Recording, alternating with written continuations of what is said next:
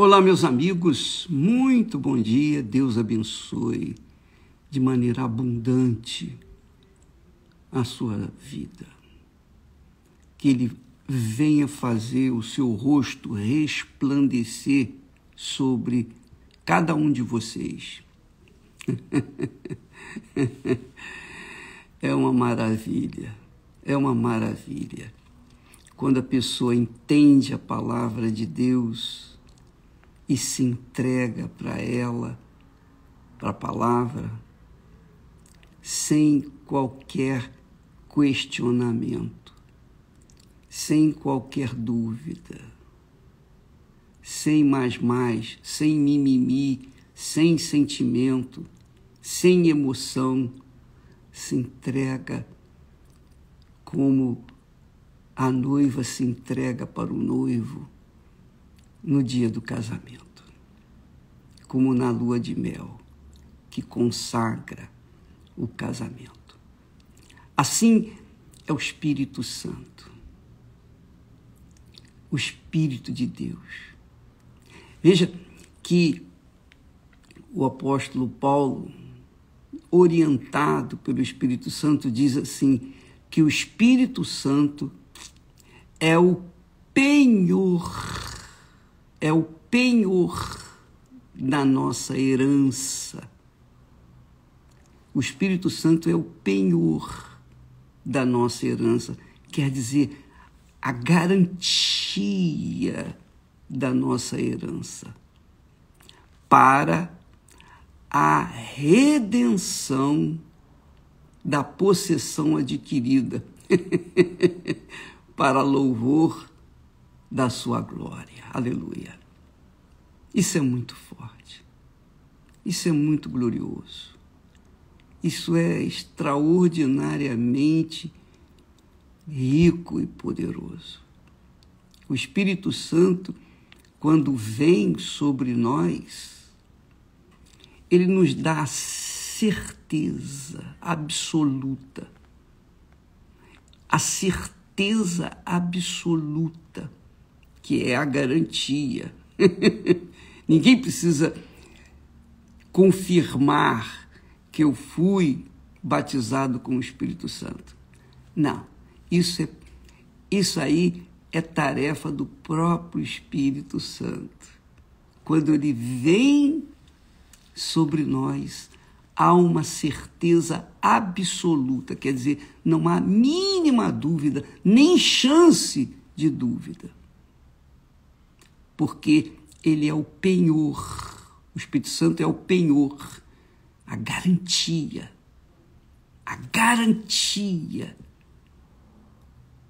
do Espírito Santo em nós. Pois é, e essa é a grande verdade gloriosa que o Senhor Jesus nos revela. Você sabe que Deus é muito glorioso, lógico, você sabe disso. Mas, só para você ter uma noção mais relevante da glória dele. Deus Pai, o Deus Pai, veio e conduziu o projeto da nova nação, a nação de Israel, o Deus Pai. Ele veio e conduziu, falou com Abraão. Deus falou com Abraão. Deus falou antes com Noé. Depois falou com Abraão. Quer dizer, ele escolheu as pessoas certas para falar, dirigir, conduzir e realizar o seu plano, o seu sonho, de que era construir uma nação separada de todas as demais nações. Deus fez isso pessoalmente. E quando ele nos separa de todas as pessoas, é para uma grande obra. É assim que acontece. Ele separou Abraão para de Abraão fazer a nação de Israel. Para que através dessa nação viesse nascer o filho dele, Jesus. Então, primeiro veio o Pai, depois veio o Filho, o Deus Filho, Jesus, e cumpriu a sua tarefa, a sua missão, que é morrer por cada um de nós. Então, Jesus cumpriu também a sua tarefa, a sua missão, e morreu por nós. Suportou as dores, as humilhações, as injustiças, suportou esse mundo infernal, suportou os que contradiziam a própria palavra de Deus. Ele suportou, tolerou, para morrer limpo, sem mágoa, sem rancor, sem ódio, morrer puro, porque ele tinha que estar na pureza. E ele fez isso por cada um de nós, por todas as pessoas. Por exemplo, o católico, o espírita, o evangélico, o macumbeiro, o muçulmano. Jesus morreu pelos que cultuam outros deuses, que cultuam qualquer tipo de Deus. Ele morreu por todos. Ele morreu por todos. Só que nem todos aceitam ou aceitaram a morte de Jesus, o seu sangue, para lavar os seus pecados. Nem todos creram. Então, se nem todos creram, ele não pode fazer nada. Ele fez a parte dele. Ele fez a parte dele. Quem crer e for batizado será salvo. Isso aconteceu comigo, graças a Deus. Aleluia. Então, quando ele deu a vida dele, sacrificou a vida dele para me salvar, e quando eu ouvi a palavra de Deus e aceitei, e me entreguei de forma incondicional, eu me entreguei de forma incondicional. Eu tinha 19 anos de idade. Que maravilha. Quer dizer, 57 anos. 57 anos atrás. O que aconteceu? Como eu me entreguei, como eu correspondi ao sacrifício dele, então ele me deu o Espírito Santo para me guiar, para me orientar, para me guardar, para me dirigir, para me ensinar, para me inspirar, enfim, para me preparar para que ele fosse servido por mim. Eu não poderia servir ao meu Senhor Jesus se o Espírito dele não estivesse dentro de mim. Isso é importante. Então, o Espírito Santo veio sobre mim e me deu a garantia de que eu fui escolhido, que eu fui chamado, que eu fui consagrado para servi-lo. Mas não servi-lo apenas como um servo, como um pastor, um bispo. Não. Ele me deu o Espírito Santo para o servir 24 horas por dia. Todo o tempo. Seja nos meus pensamentos, nas minhas ideias, seja nos meus sentimentos, seja na minha vida natural, normal, seja com a minha esposa, com a minha família.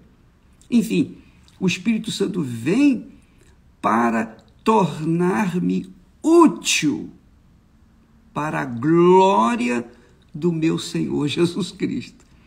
É óbvio que para que isso pudesse acontecer, eu tive que me submeter ao sacrifício de negar a minha vontade. Como é que eu poderia servir ao meu Senhor Jesus e servir-me a mim mesmo?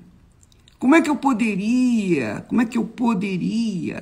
servir ao meu Senhor Jesus e ainda querer manter as minhas vontades, os meus desejos, as minhas cobiças, os meus sentimentos?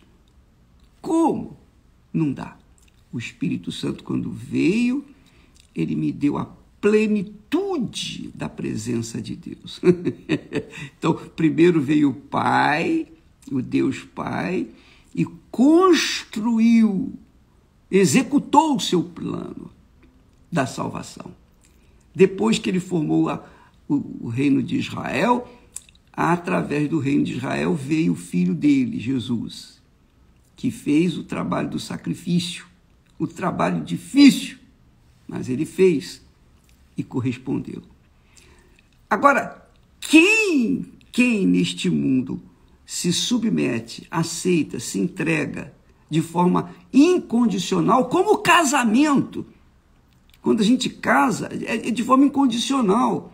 A gente não pensa na separação, não tem o plano B, se não der certo eu caso com outro. Não. O casamento com Deus, a aliança com Deus é eterna e é fixa, é definitiva. Então, quando eu me submeto, é óbvio que eu terei que fazer meus sacrifícios. Ele sacrificou por mim, então eu tenho que me sacrificar por ele. Essa é a fé. É a fé, a grande revelação da fé que Deus deu a Abraão. E em Abraão você vê que ele aprendeu a viver pela fé na dependência de Deus, vivendo na dependência de Deus, sacrificando a sua própria vontade. A primeira coisa que ele fez foi deixar sua terra, sua família, seus entes queridos. Ele largou tudo para trás, os seus bens adquiridos lá em Harã, e foi para a terra que Deus haveria de indicá-lo. Então foi um ato de fé, de sacrifício. E todo o tempo Abraão teve que sacrificar. E quando ele estava no auge da sua comunhão com Deus, no seu relacionamento com ele, na companhia de Deus, que tinha conquistado o seu sonho maior, que era um filho, o filho Isaque, com 6 anos mais ou menos de idade, Deus pede o filho dele. Eu quero seu filho. Leva-o ao Monte Moriá e sacrifica-o lá para mim. E Abraão, gemendo na sua alma, urrando de dor, mas ele obedeceu. Ele fez exatamente o que Deus pediu. E chegou no momento, Deus falou, não precisa matar o seu filho. Agora eu sei que tu me amas, que tu me obedeces. Enfim, Deus já sabia, mas ele queria deixar esse testemunho para a humanidade, esse exemplo para a humanidade, esse exemplo para mim. Então, se eu aceitasse Jesus pura e simplesmente, dizer, Senhor, eu te aceito como meu Salvador, eu reconheço que o Senhor morreu por mim, e vivesse a minha vida segundo a minha vontade, segundo os meus desejos, meus sonhos, meus projetos pessoais, não teria o casamento se consumado, não teria aliança se consumada entre nós. Então, eu tive que negar a mim mesmo, eu tive que sacrificar, e tenho que sacrificar, e vou continuar sacrificando por toda a minha vida, até o último suspiro. Eu vou sacrificar. Então, o sacrifício que Jesus fez por mim merece o sacrifício que eu faço por ele. É por isso que Jesus falou, quem não comer da minha carne, não beber do meu sangue, não tem parte comigo. Quer dizer, quem não sofrer, o sacrificar por mim, quem não sacrificar a sua carne, o seu sangue por mim também, não tem parte comigo. Não é que a gente tenha que morrer na cruz, não é que eu tenho que morrer na cruz, porque eu nem preciso morrer, porque quando eu fui batizado nas águas, eu já fui sepultado, já tinha morrido. Eu morri para o mundo, eu morri para os meus familiares, eu morri para mim mesmo. Eu sou um extraterrestre, porque eu já não vivo mais, desde o dia em que eu fui sepultado pelo batismo, através do batismo nas águas. Então, por causa dessas atitudes de fé que eu tomei por livre e espontânea vontade, não por imposição, mas por livre e espontânea vontade, que é a minha oferta, esse é o primeiro amor. Então, o que aconteceu? Deus, o Senhor Jesus, o Filho, Deus Filho, me deu o Espírito Santo como garantia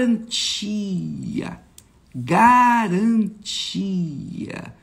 minha redenção, garantia da minha herança. Por favor, eu quero ler aqui o texto. Deixa eu abrir aqui. Ah, que maravilha, que coisa maravilhosa. A gente queria ter palavras para passar isso para todo mundo, mas, infelizmente, por conta das pessoas terem as suas próprias cobiças e seus próprios desejos, seus próprios sonhos, elas querem resolver os seus problemas, mas não querem se casar com Jesus. Querem ficar como amante, apenas amante. Pois é. Então, o Espírito Santo dirige Paulo e fala assim: o Espírito Santo, eu sou o penhor da sua herança. O Espírito Santo é o penhor, é a garantia da nossa herança. A herança, que herança é essa? De vivermos a eternidade com o nosso Senhor, na sua presença e vê-lo face a face. Aqui na terra, nós o servimos com o corpo que ele nos deu, mas lá no céu, nós o serviremos com um novo corpo, o corpo glorificado. Mas a nossa herança está definitivamente garantida para nós. Da mesma forma como o Espírito Santo nos dá a certeza, a garantia da nossa salvação, ele nos dá a certeza, a garantia da nossa herança. Que Jesus falou: eu vou preparar-vos lugar. Isso é muito forte, isso é muito glorioso. Então ele diz: o Espírito Santo é o penhor, a garantia da nossa herança para a redenção da possessão adquirida. Redenção. Um dia eu vou redimir a minha herança, eu vou tomar posse da minha herança. Para quê? Para louvor da glória de nosso Senhor Jesus Cristo. Então nós vemos aí, primeiro a obra do Deus Pai, depois a obra do Deus Filho, e hoje, atualmente, agora, nesse momento, a obra do Deus Espírito Santo. E domingo é o dia que nós teremos o nosso Pentecostes. E você deve ir preparada. Vá preparado com o seu melhor vestido. Vá preparada com a sua melhor roupa. Vá preparado para o melhor, para uma festa. A festa das primícias. A festa dos primeiros frutos. A festa dos dízimos. Eu sei que muitas pessoas odeiam ouvir falar em dízimos. E ainda que sejam pessoas que se dizem cristãs. Mas é isso aí. O dízimo significa o primeiro amor. Tudo que há de melhor em mim, eu tenho que oferecer primeiro para o meu Deus.